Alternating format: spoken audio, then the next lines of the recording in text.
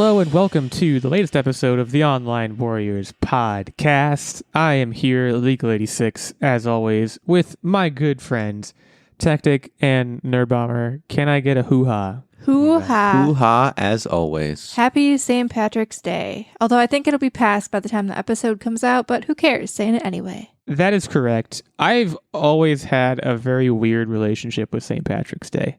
And that's not me saying that I'm at all against St. Patrick's Day as a holiday. That would be a weird thing to be. If I lived south, like where it was warm this time of year, I would be on board for St. Patrick's Day. However, the weather is always too up in the air this time of the year, and it's just not worth it. To be cold and surrounded by belligerent people, I can only do one. This should make it clear that I have no Irish heritage to speak of, but like for me, my relationship with St. Patrick's Day is either in a given year, it either comes and goes for me and I don't even notice it happening, or someone else makes me aware that it's happening, and I'm just like, oh right. And then I kind of just like I don't think I've ever been to like a St. Patrick's Day party. I don't know that I've gone to a parade.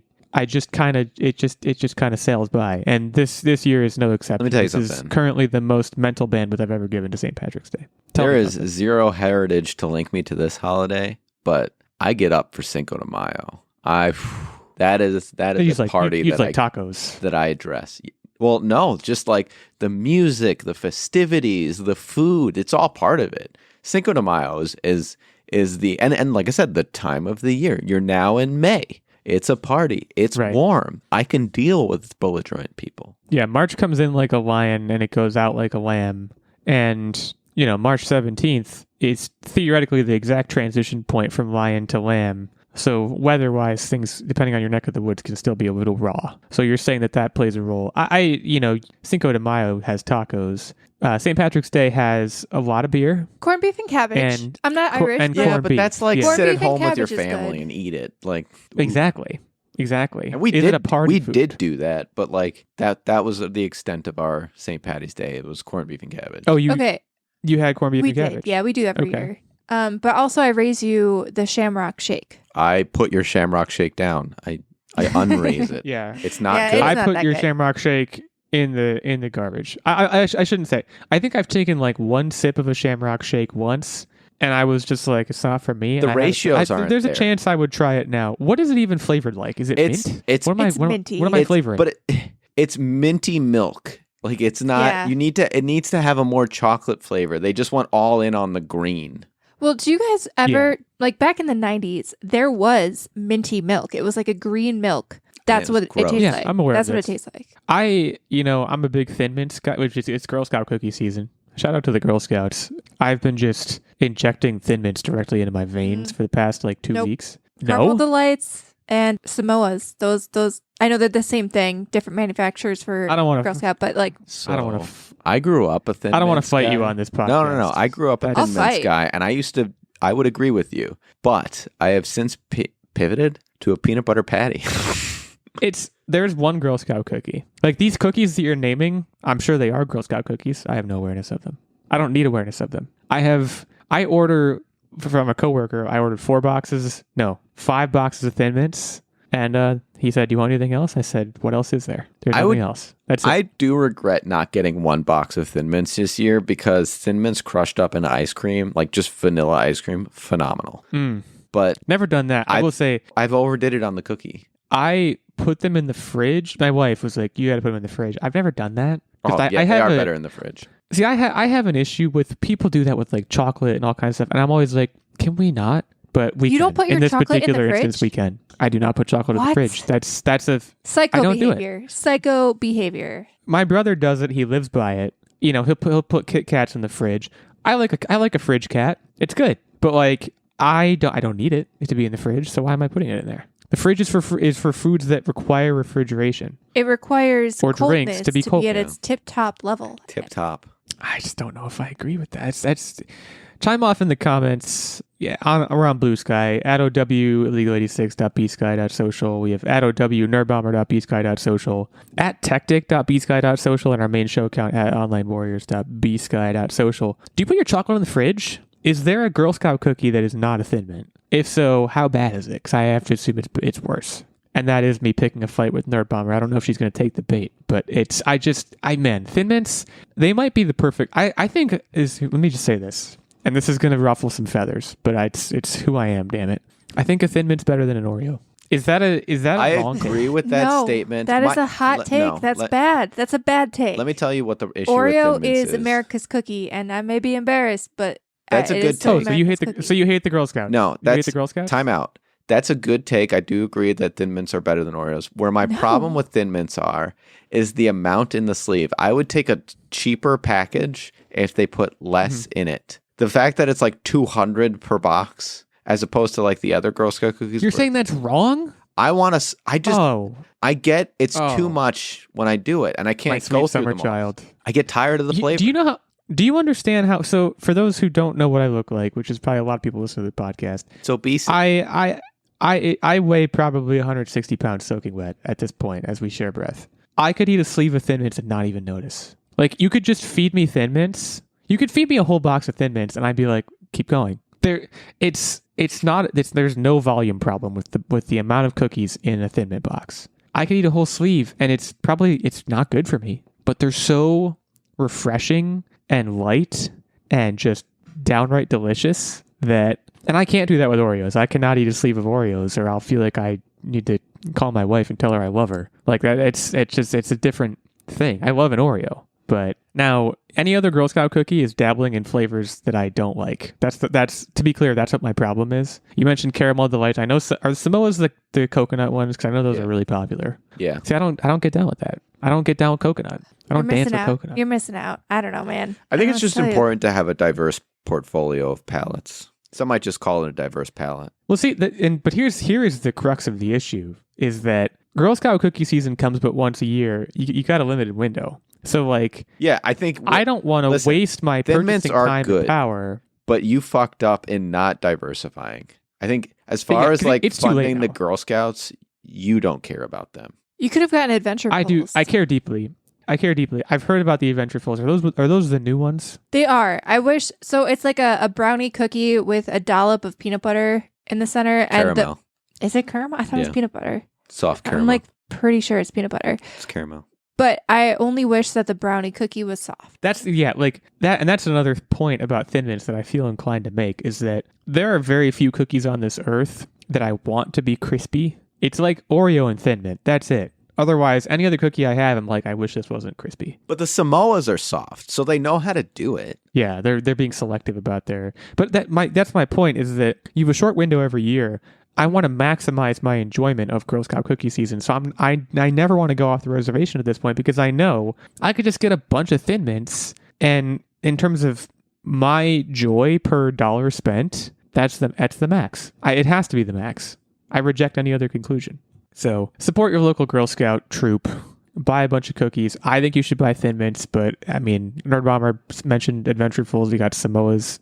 What was Peanut Delights? Peanut butter patties.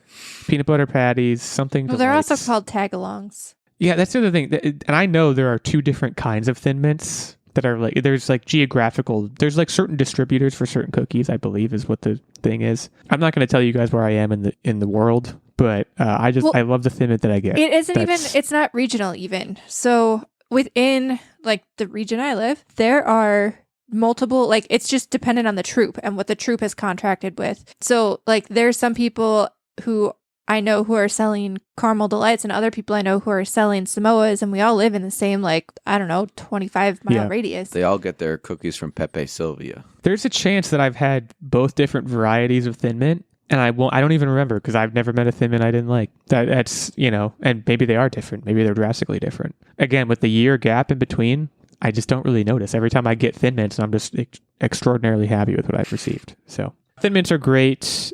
I don't remember what I was talking about before. Are we talking about the Shamrock Shake, which I've never had? Happy St. Patrick's Day to everyone who celebrates. Don't let me put a damper on your fun. I just have never really been a big St. Patty's Day person.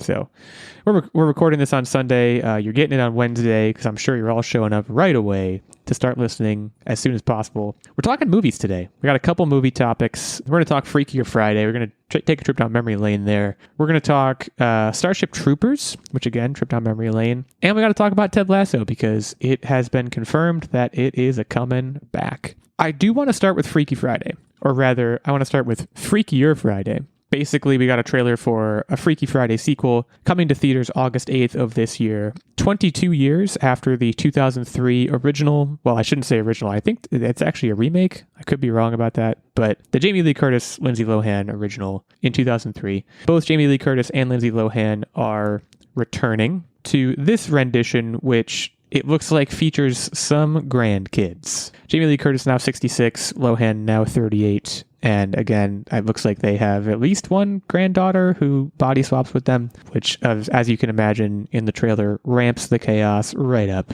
Also get a nice little dose of Chad Michael Murray, which was great.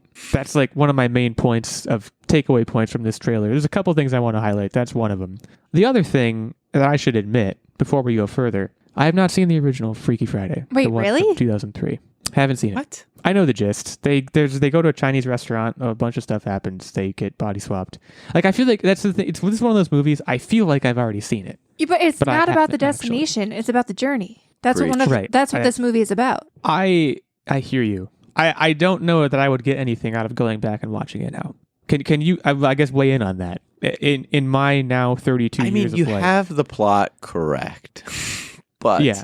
the plot is very would I get surface any? level. Yeah. Would I derive value I mean, I out think of it's going fun. back to that point and Yeah. seeing the hijinks? It's definitely fun. Yeah. It's kind of like our recommendation to the Gorge. Like, you get it, you know what it's about. It's a fun watch. It's not a good movie. It's a fun Right. watch. I mean, I would argue though that Freaky I- Friday is actually a pretty decent movie for what Yeah, it was. I think it was, Like yeah. for a family Disney movie, I think it was a fantastic movie for the time. It had original music. Lindsay Lohan was out there rocking with an electric guitar, being in a girl band, and hey, it was legit songs. Like, I'd listened to the songs. I had it on like my little mix CD. I was a kid. I enjoyed it. You knew I was gonna look up the Rotten Tomatoes score while you were talking.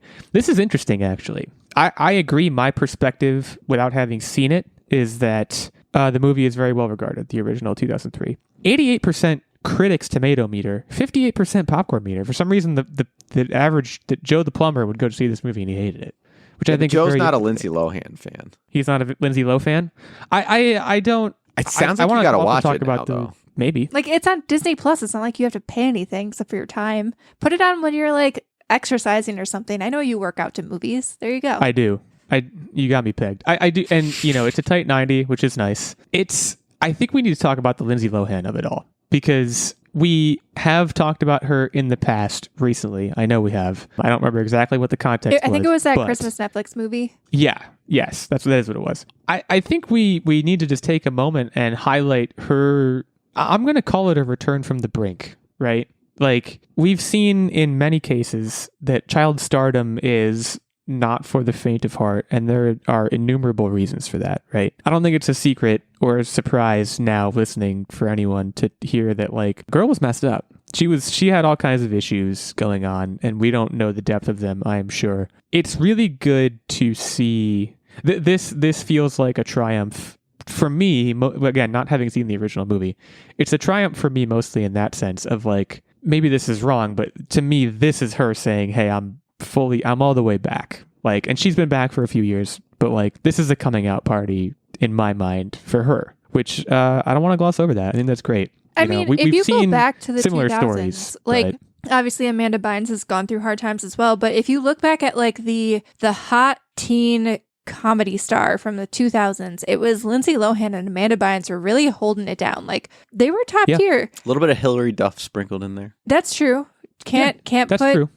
Can't disregard my girl Hilary Duff. But you look at like Confessions of a Teenage Drama Queen, Mean Girls, and obviously Freaky Friday. Like, Lindsay Lohan was putting out some really good stuff. Yeah, she was getting it done. And there's clearly some kind of grind associated with that none of us can fully understand. We can speculate. And like, I want to highlight too that maybe this is whitewashing a lot of tragic things that have happened in recent times with child stars, but like you go back to like River Phoenix in the 80s, like he wound up dying because like child stardom just was too much for him. And there's a bunch of similarly afflicted child stars. But we're seeing like Macaulay Culkin is another example I can think of recently of like he had a rough go of it just because he was put into the system at a very young age. And now he's not necessarily as active in film and television as Lindsay Lohan seems to be, but like he very publicly is doing better, right? And I would like to think that him and Lindsay Lohan and others that I can't think of that are in that same boat,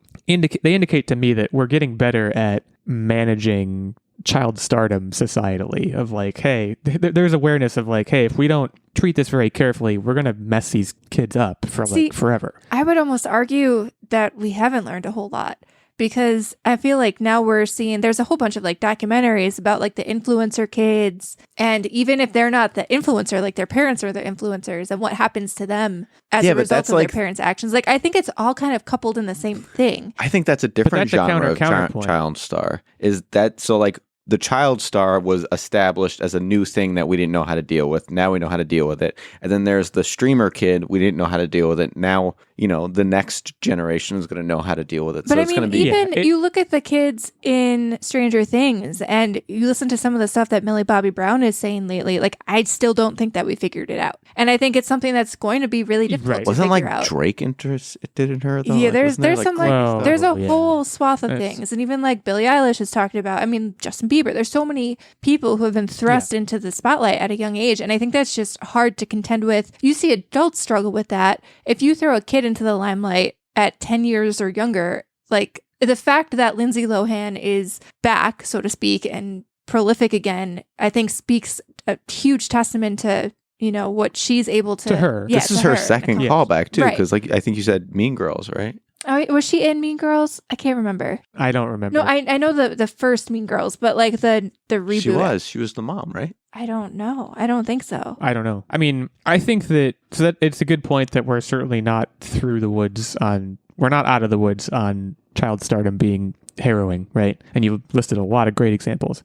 But I also think you proved a point by listing all these examples and just like in like the 90s and probably the aughts, like awareness of the problem just wasn't as high. And now, like you said, there's documentaries, like we're talking about it because it is a very visible and talked about problem in Hollywood, which is probably right away a step in the right direction. It's not going to immediately fix everything. There's still going to be a lot of problems and a lot of learning that we have to do over the next not even set number of years, probably just forever. But it's really good to see Lindsay Lohan doing all right. I have to imagine that her and Jamie Lee Curtis getting back together to do this again was very fun for both of them, right? Because I think they're both in obviously very different stages of their careers, but being able to return to this is got to be cool for both of them. I don't want to say they're both kind of in like, and I might be wrong here, but they both kind of seem like they're in like the fuck it stage of their career where they can do whatever they want. Hell yeah. And I feel like the fact that they both wanted to come back and do this speaks volumes to, I'm assuming, how much fun they had on the first go round, which makes me a little sad that this is like a quad situation now instead of just the two of them. Because, can we talk about the quad situation? Yeah, let's be real. Like I would love if it was just the two of them running rampant on my screen again. Now they're just older. So if I'm remembering the original Freaky Friday, the dad wasn't in the picture, right?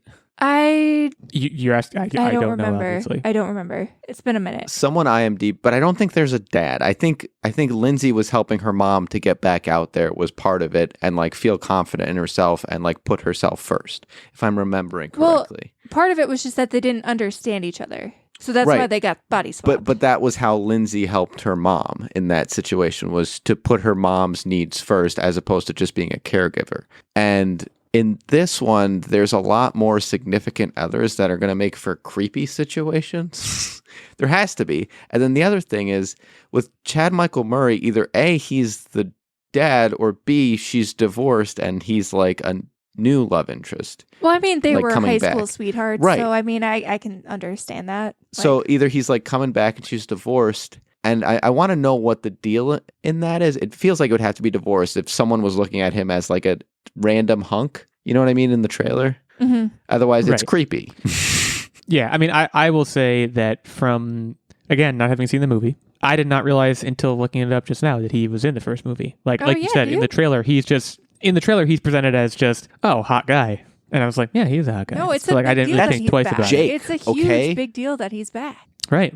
I see that now. Yeah, I mean, as far as Jamie Lee Curtis, you know, you mentioned she's in the fuck it stage of her career. I do think that if you look at like her recent filmography, Borderlands. Borderlands, Haunted Mansion, Halloween Ends, Halloween Kills, all those recent Halloween movies. But then she also she did Knives Out and had a great part in that. And Everything Everywhere All at Once, she literally won an Emmy, or not an Emmy, an Oscar for that. So like it is a fuck it stage of her career, but it clearly has some benefits. Well, that's because she's a in great that actress. She's like, yeah, and she's just throwing stuff at the wall and seeing what sticks. And like, yeah, certainly leveraging older franchises that she was in to great effect. I do agree with I think I would appreciate it much more if it was just the two of them running it back. I also like... I felt the same way about Hocus Pocus 2, to be honest. Like, I get they're trying to appeal to a younger generation, but let's be real. Let's call it what it is. This is a nostalgia grab. So don't do that. Just give me what I want, which is Jamie Lee Curtis and Lindsay Lohan. Agreed. Well, and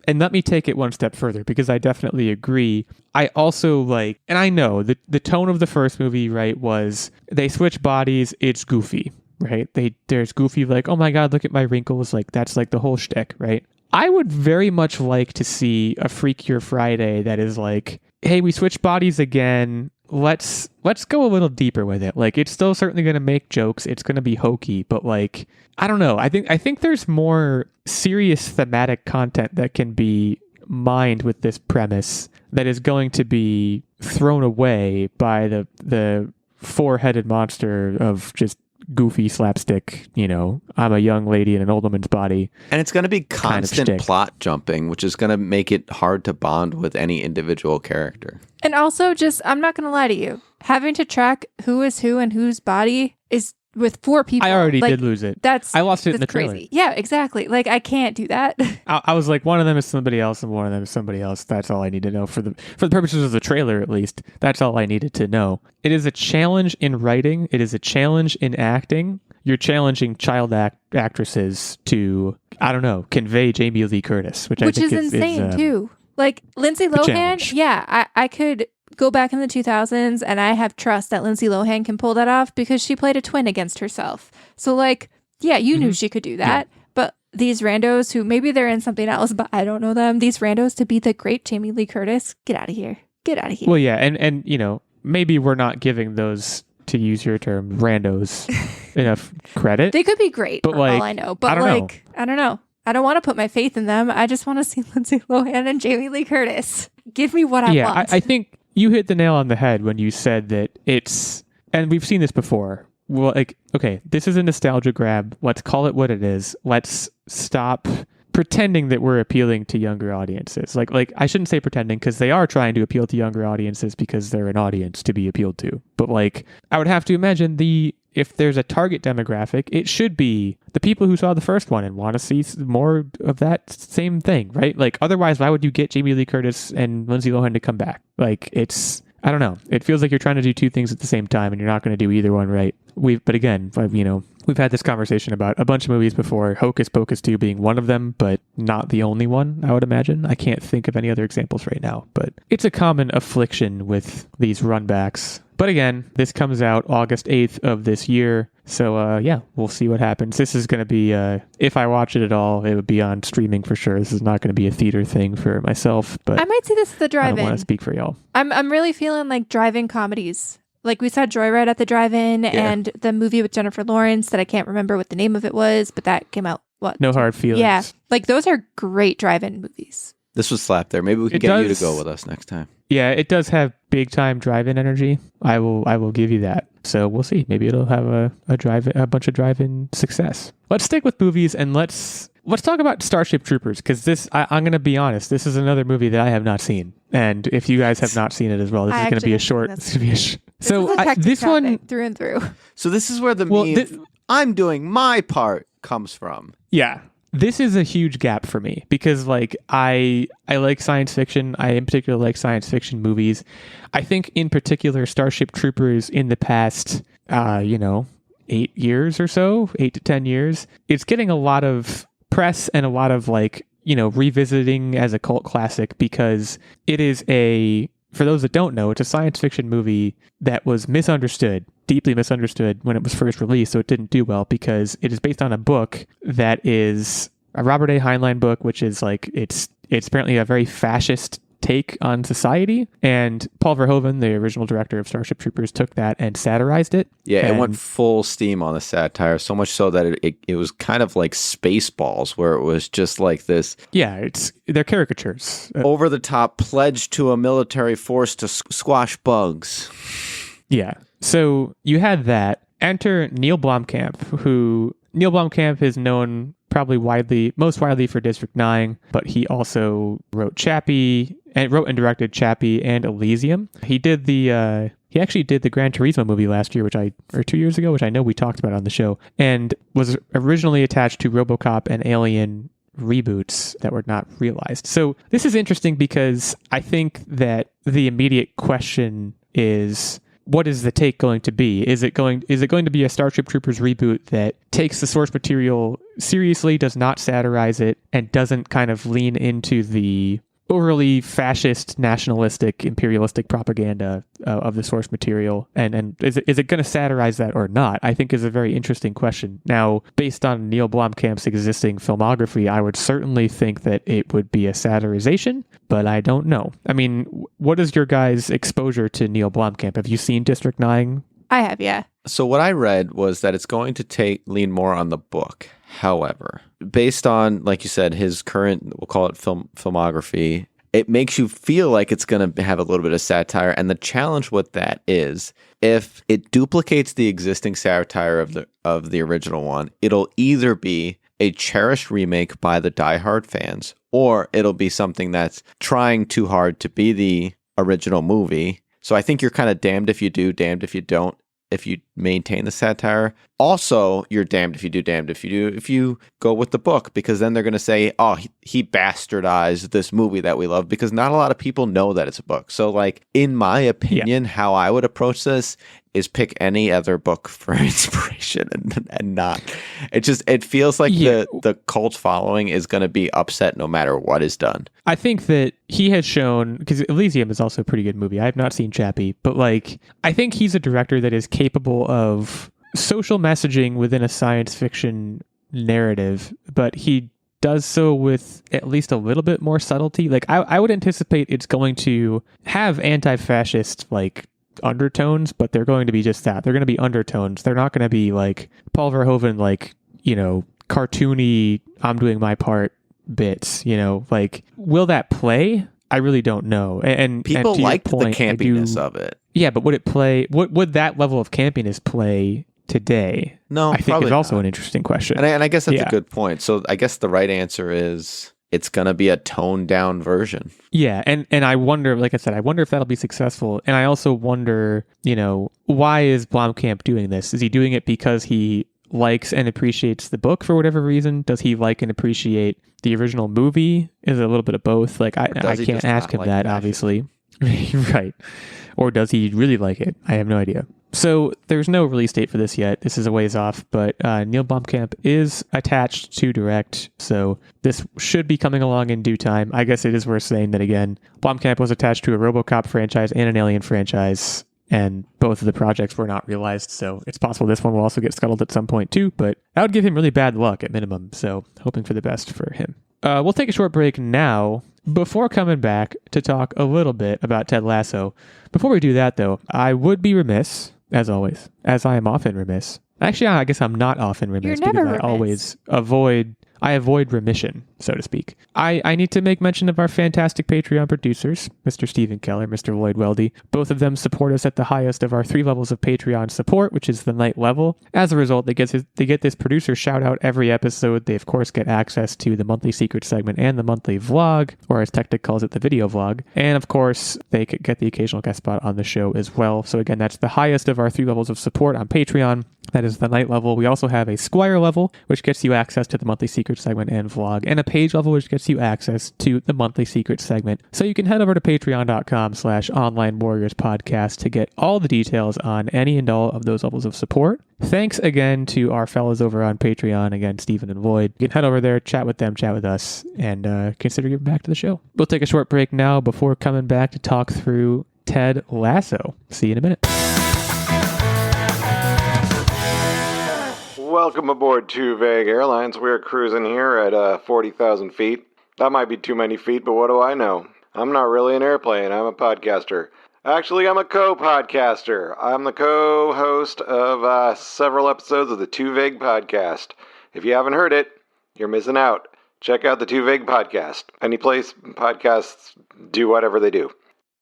Ladies and gentlemen, the captain has turned off the fasten seatbelt sign. For your continued safety, Too Vague Airlines requires that you keep your seatbelt fastened at all times while seated. But while you're seated, you can tune into the Too Vague podcast, TWOVAGUE, on your favorite podcast services and enjoy the flight. All right, we're back. Look, I think that, and, correct me if I'm wrong, I think it's fair to say that when Ted Lasso, quote unquote, ended, no one thought it was going to out and out end, right? But that could have many different meanings. I think when it ended, we probably talked about this on the show. Maybe we didn't, but we've all watched all of it. I think at this point, most people who would watch it have. So it ends on such a note, for those that don't remember, wherein a female football team is going to be started. Ted Lasso he goes back to America. I would say it leans into the possibility, if not the probability, of a spin-off show in which the team is coached by someone that is not Ted Lasso. I would say that is the direction that it was leaning into. Lo and behold, season 4 has been greenlit with Jason Sudeikis returning. So, It's just so confusing Bill Lawrence to me. returning to executive producer. Yeah, we'll get into the details. I just want to say all the names first because it's going to be a whole thing. Jason Sudeikis is on board. Previously, it had been reported that Hannah Waddingham, Brett Goldstein, and Jeremy Swift had their options picked up. No other castings have been confirmed.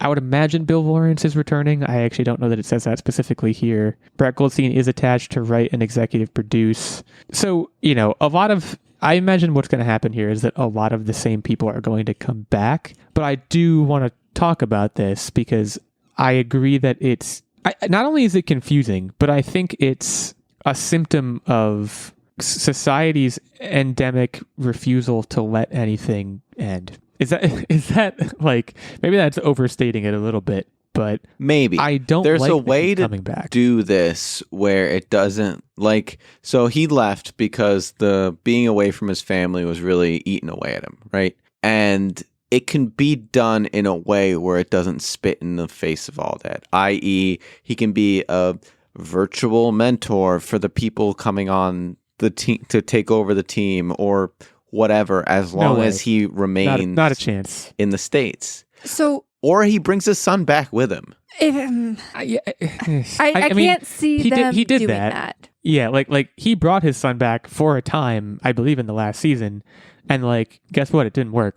I think that it was clear to me, and what led to the resolution that the show originally had was hey, this guy just needs to, complete his arc here and go back to his family where he will, quote unquote, live happily ever after, right? That was the conceit of the ending, and I think it was well-founded, well-intended, and now they're just uprooting it. And I don't think I can get on board with that. The only way I can see this being a thing, so in the United States right now, women's soccer is really having a real, heyday. And I feel like it's really starting to grow. And the only way that I could see this working is if they have a United States team so that Ted Lasso doesn't have to move. And he realizes that soccer is his passion and then starts coaching a women's soccer team in the United States.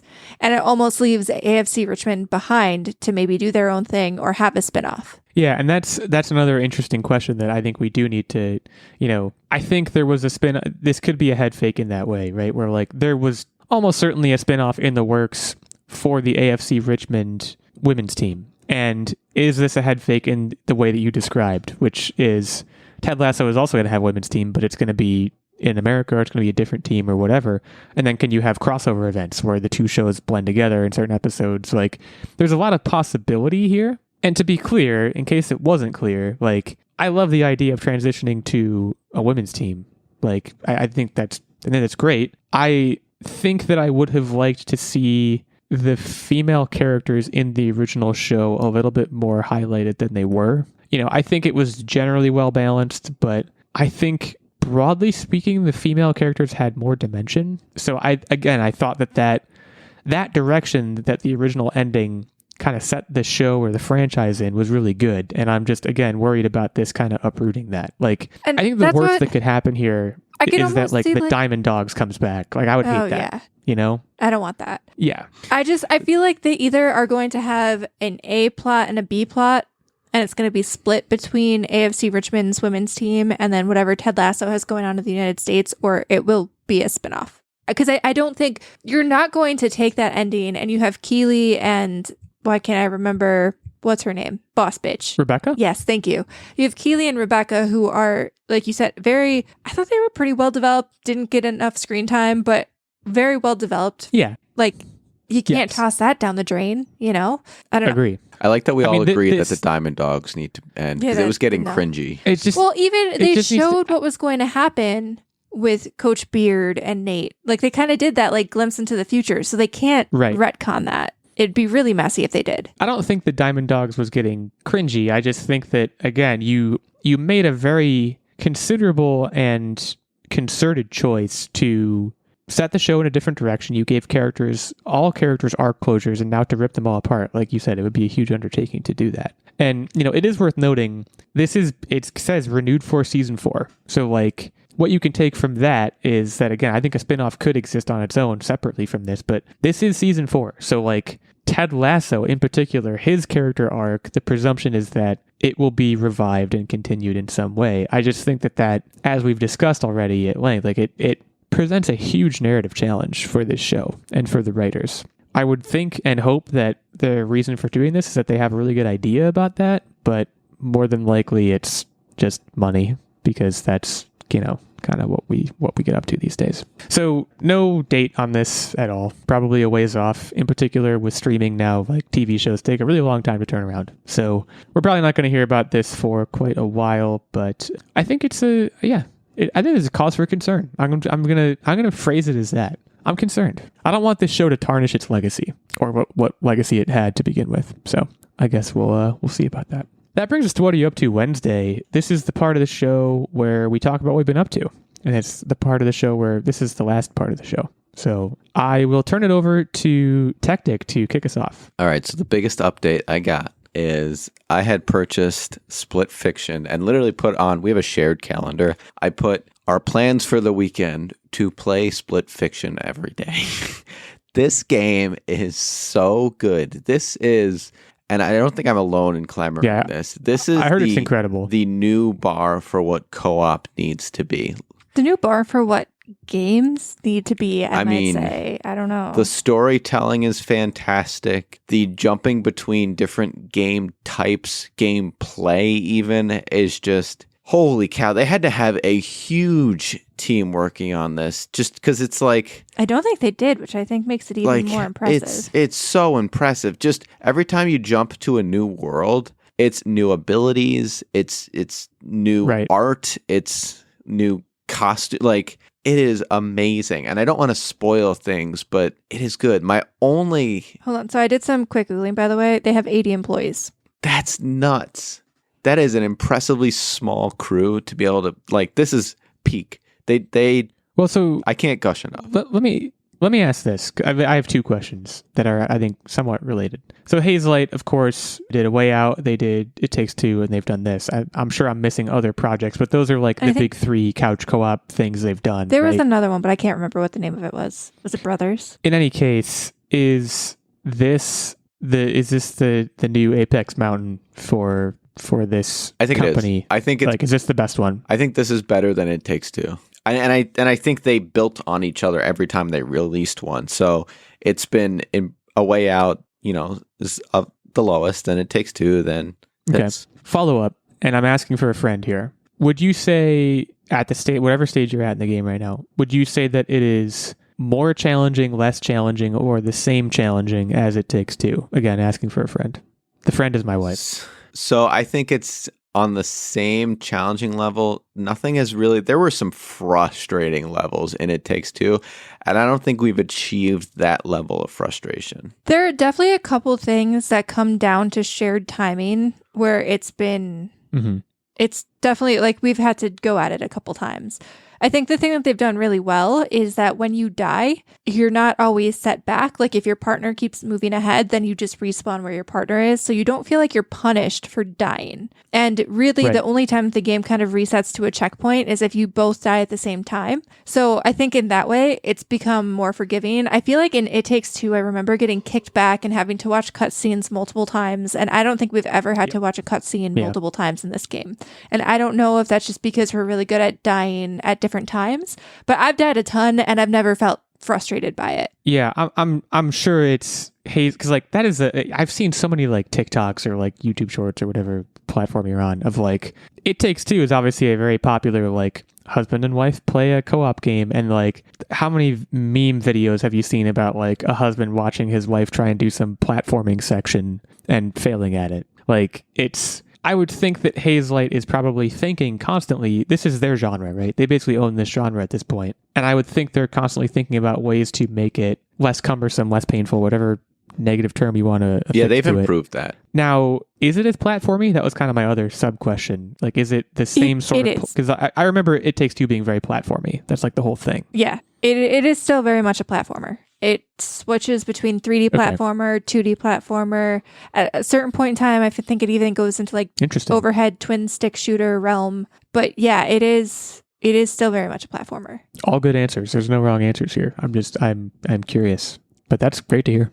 And then my only critique of this game is tied to a plot point, so I can't really give it away. But there is one, and it's basically the crux of it is this story takes place in America, and I'll leave it there. It's a unique American problem. So other than that, fantastic. Let's leave it at that, because I have some intent to play this game. And I mean, the nice thing, I do or not, but even if Hayes is not interested in playing this with you or gets frustrated, every copy of this game comes with a friend pass. So, and I think this is something fantastic that Hazelight does, because they know this is a co-op only game. Like, you cannot play this single player. There's no AI. You can't control both players because there's stuff you got to do concurrently. But you can have a friend download the friend version of the game, which is free for them. So they can't play on their own, but as soon as they link up with you, then they're able to play the game with you. So one person needs a copy of the game. So you can basically pick whoever and be like, hey, my wife doesn't want to play this anymore. Do you want to finish this game with me? And you can do that, and they don't have to invest. I do love that. Right on. Very cool. Yeah, this is definitely, this is a go-to, though. That's it. I just got to say, this is the game of the year. And it's our only March, and it's the game of the year. I can't see anything else really doing better. Wow. Early goatee pick. Respect. We'll move to you next, Nerdbomber. All right, so we finally finished Succession. We were actually talking about this offline prior to recording this episode, but way back when the final season came out, we got maybe like halfway through the season, and I got frustrated just because of the content of what Succession is, and I was like, no, I'm done here. And Techtic has been clamoring, chomping at the bit. He's like, we got to finish it. I want to see how it ends. We got to finish it. So we finally did that, which means he can finally stop bugging me about it, and we can move on to a new show, which is great. So we've moved on, and we've started Yellow Jackets. And oh yeah, oops, sorry. You cut out a little bit. I didn't. I watched season 1. I haven't watched any of the other seasons, but we're only a couple episodes into season 1 so far. So no spoilers. I mean, no spoilers, I guess, for anybody. But yeah, it is basically, for people who don't know what this is, there's a lot of star power behind this show. Like, we were watching it and Techtic was like, hey, where do I know her from? And he's talking about Christina Ricci. And I'm like, I don't know, she's in a bunch of stuff. And he's like, but like what? And I'm like, Casper? And he's like, yes, that's it. But there's a lot of star power behind this show. I mean, even Melanie Linsky, Ella Purnell, Melanie Linsky, that one girl, I believe Sophie Thatcher is her name. She's in like a million things now. She's blowing up. So yeah, we started watching that. Kind of excited. The pitch that I was given before we started watching this show was, it's kind of supernatural. There's a plane crash. A soccer team ends up in the woods. There's also cannibal girls. Have at it. And I was like, okay, that sounds mildly intriguing. I asked this to Nerdbomber. In the right situation, So let's say you didn't kill the person, they were toast, No. fresh dead, like it was like No. they hit their head or something. Are you eating the No. person or starving to Nope. death? No. If starving to I'm death is starving. the other option. Yes. Well, Yeah, I'll die. Like even eating like a rabbit, I would struggle with. If I saw it alive, like I am one of Yeah. those. that's what I'm saying. people- It's prepared and handed to you. I know. Let me Someone let me would put have it to this way, trick me. Techtic. They would have to not tell me what it was. Yeah. I don't think it would be a mental block for me where you could stack up all the circumstances that make me theoretically blameless, and I just wouldn't be able to stomach it. Literally, I wouldn't be able to get it down. That's where I'm at with it. Yeah, I would be the same. I would be throwing up. I couldn't do it. Well, I'd eat. I would not starve. You're well. Wow. Yeah. My will to If survive we get into a is survival too great. situation, you're welcome to eat me. Like I don't hold. If you want to eat me, I'm not going to stop you. No, from it's doing only that. if you're That's already not what I'm toast. saying. I'm not just going to go, well, you're looking good today. It's like the right Well, yeah, situation. don't do that. Don't do that. Definitely, that would be bad. But if I hit my head or something, if I'm dead, then yeah, go off, King. I don't know. Sick. I'm not gonna Appreciate you. give you grief about it. Yellow Jackets, I remember it being like, I don't remember as much supernatural stuff. It's basically Lord of the Flies. It's like Lord of the Flies, but a bunch of ladies, and then like it time jumps a lot, which is kind of part of the shtick of it. Well, I guess right now season 3 is coming out. The problem is that Netflix only has the first season, and I believe the rest is on Paramount Plus, and we don't have that Yeah. right now. So like I got to figure out what we're going to do about that. I believe this show, we had problems watching this show too, because we really wanted to watch it when it first came out. And it was on, it's on Showtime, I believe. And, which like, I who guess now has with Showtime? Paramount Plus. Well, yeah, at the time, Paramount Plus didn't even exist. So I think we got like Showtime Plus or something and watched the first season. And then I don't want this to influence your opinion of whether, like, we just kind of decided, in particular, because it was so hard to watch, we were like, we didn't like it enough to like buy Showtime Plus for, like, it was the only thing we were watching on there. So we were like, all right, we're all set. And we didn't watch season 2. So take from that what you will, I guess. I feel like, I don't know, we'll see how it goes. I feel like we've watched some pretty gruesome stuff and gotten through it A-okay, but we'll see. Oh, I meant hard to watch in like literally like streaming services. Oh, Like, I was okay. like, this is a pain in the Gotcha. butt. Like we had to like, because they didn't even like, we couldn't get it on our Roku TV or something. I don't remember what the details were, but it was like, yeah, it was a logistics thing. It wasn't like a, I think it's Yeah, that much show does easier have some, now. like- It's just like footing the bill for it, yeah. which we'll see. It has like, that show does have like gory stuff, but like nothing too over the top. But yeah, outside of that, still also chugging on Severance, watching that every week. And yeah, season finale is coming up next week. Don't really get into it to give spoilers, but yeah. Yeah. I am not caught up actually. I need to watch the Really? one from Friday. You're I a haven't big watched it. Severance guy, though. We are. We're balancing a lot of shows right now. We're at a peak point where like a bunch of shows are about to end, Severance being one of them. So we'll get through the pinch point. But for myself, this is one of those weeks, I'm going to be straight up with y'all. I don't have a whole lot of new stuff. I've just kind of been like, I'm playing God of War Ragnarok. It's going great. I have not yet gotten to and surpassed the point that I was at last time. For those that don't remember, maybe I didn't say this on the show last time. I played it for a while back in, I think it was like summer of last year, and then I had to put it down because I just got busy. And I'm now picking it back up. And when I do that, I don't want to just jump right back in. I go all the way back to the beginning. So like I wiped out like a 20% progress on the game, and I'm just kind of like cranking back to the point that I was at. And I do remember some of the stuff and some other stuff I don't remember. So it's been pleasant so far. It's exactly the experience I want and that I expect. So that's going great. I am also reading Murderbot, and what I can update you guys on there, because I know you guys are both Murderbot-ers. I'm in book 2. I'm almost done with book 2.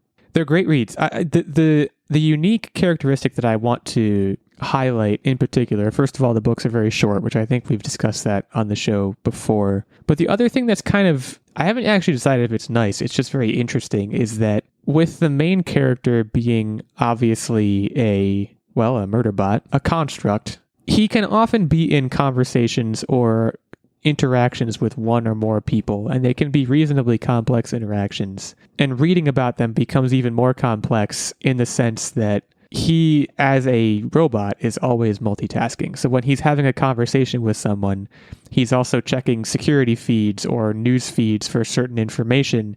And as the conversation is happening, he is also, it's a diary, right? So he is also relaying the information that he is finding elsewhere to you. So like, even in a simple conversation with another person or another robot, there's a lot of kind of mental just wait till you get streams to weaving later back books. and forth. It gets to a whole nother level. And it's very interesting to read. in certain interactions it can become cumbersome. And I think that Martha Wells generally has a good nose for knowing when you kind of just want the plot to move versus when you want to hear about all the robot stuff. But there are a couple of occasional slips with that where I'm like, all right, let's get on with it. But I'm very happy to be reading it, in particular, knowing who is going to play the Murderbot in the show and being able to project that and also, kind of gear up to watch the show, because what I can tell you is that having read a lot of books that became movies and like watch a lot of movies and then read the books and vice versa and etc., all that, like it does read like a teleplay like a lot of the time. So it should be a pretty straightforward cut and paste. Like I'm not necessarily saying it needs to be that, but I think if it was that, it would go pretty well, if that makes sense. Definitely enjoying it and going to continue reading. Are there 6? Or is it still going? Is that something you can tell me? She got commissioned to write a bunch more. Like she got a publishing deal to write a bunch more, I believe. So it is going to be an ongoing series. I think one just came out last year. I haven't read that one yet, to be honest. It's on my Kindle. I basically wrapped it up at the 5th book and said, okay, I'm good. If I Google, it looks like there are 7 at this point, and apparently the first 4 have an overarching story, and the 4th one brings the arc to a conclusion. So, Techtic, it's interesting that you said you read the first 5, and then you were like, all right, I'm good. Yeah. So it sounds like you almost added one at the end. But yeah, it also seems like there's going to be more coming. But yeah, it's great. Loving it. They're very short. The barrier to entry is very low. If you want to just try it, it is pretty quick and easy to do so. So I regret taking so long to have done so. But yeah, that's it for me. Again, not a whole lot new this week, and I don't know if I'm going to have a whole lot new next week. I'm just grinding right now, and I mean that in a very positive way. So yeah, that brings us to the end of the episode. If you liked what you listened to, or if you didn't, as always, you can head over to Spotify, Apple Podcasts, wherever you listen to your podcasts. Leave us a review. Give us some feedback. Let us know what you thought. We mentioned our Blue Sky handles right at the top of the episode when we were talking about Girl Scout cookies and putting chocolate in the fridge. So feel free to hit us up there, have a conversation, and keep on keeping on. Keep on being you, because you is great. And I know that you're great because you listen to this show. That's all it takes these days. So with that in mind, get other people to listen, because it's the formula for greatness. Spread the greatness. Stay safe and keep on podcasting.